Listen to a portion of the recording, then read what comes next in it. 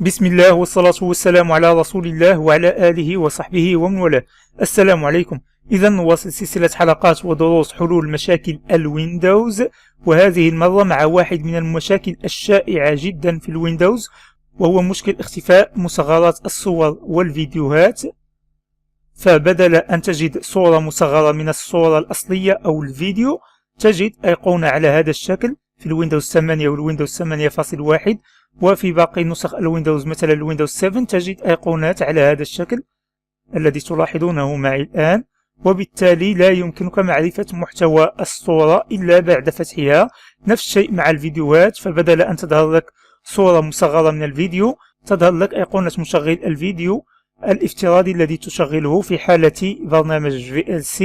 وفي حقيقة الأمر لم أكن أنوي أن أقدم حلقة في هذا الموضوع، لكن الأسئلة التي تأتيني فيه كثيرة جدا، وأضطر دائما إلى الإجابة على نفس السؤال، كما يصعب شرح ذلك بالكلمات. لذلك قررت أن أخصص حلقة للموضوع تكون حلا لكل من يعاني من هذا المشكل.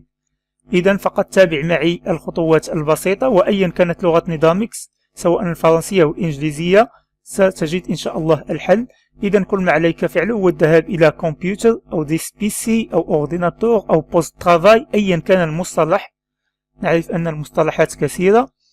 ثم في الويندوز 8 والويندوز 8.1 اذهب مباشرة إلى فيو أو بالفرنسية افيشاج، ثم نأتي إلى هنا اوبشنز أو اوبسيون، نضغط عليها، ثم ستجد change folder and search options، أو إن كان نظامك بالفرنسية ستجد Option دي دوسي إي دو ريشيرش، نضغط عليها. ستفتح معنا هذه النافذة التي تلاحظونها الآن.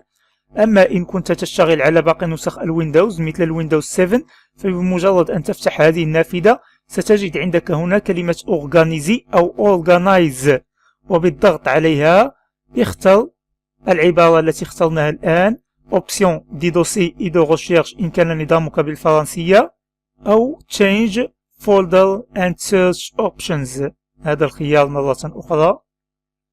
ثم ستفتح لك نفس النافذة التي فتحناها.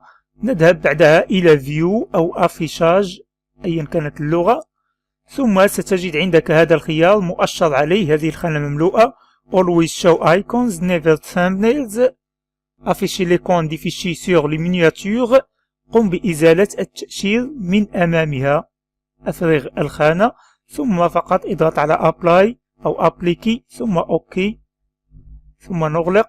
ولاحظوا الآن تم حل المشكل، وظهرت الصور، صورة الطفل كما تلاحظون أصبحت تظهر، وأيضا الفيديو لم تعد تظهر برنامج الملتي ميديا الذي أشتغل عليه، بل أصبحت تظهر صورة مصغرة من الفيديو، وأيضا هذه الصورة أصبح يظهر محتواها.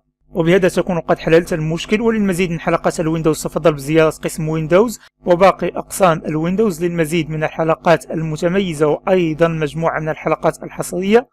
كما أدعوك للاشتراك في قناتي مشروح الأولى والثانية إن لم تكن من مشتركيهما بعد، لتبقى على اطلاع بجديد القناتين. ولا تنسى أيضا الانضمام إلى متابعي ومحبي مشروح على الشبكات الاجتماعية الفيسبوك، تويتر وجوجل بلس. كما أسعد بصداقتك على صفحتي الشخصية على الفيسبوك. كل معلومات التواصل تجدها على موقع مشروح، وأيضا في وصف الحلقة على اليوتيوب. إلى أن ألقاك إن شاء الله في الحلقة المقبلة. السلام عليكم ورحمة الله وبركاته.